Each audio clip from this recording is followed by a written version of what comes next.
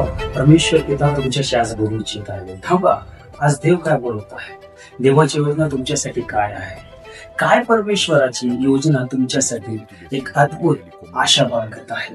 देवाची महिमा आणि देवाची कृपा काय आहे, आज तो तुमच्याशी काय बोलू इच्छित आहे. पवित्र बायबल स्तोत्रसंहिता अध्याय 71 आणि वचन 14 मध्ये म्हटले, मी तर नित्य आशा धरून राहील आणि तुझे स्तवन अधिकाधिक करीन राहील. परमेश्वराची इच्छा काय आहे तुमच्या आणि माझ्यासाठी.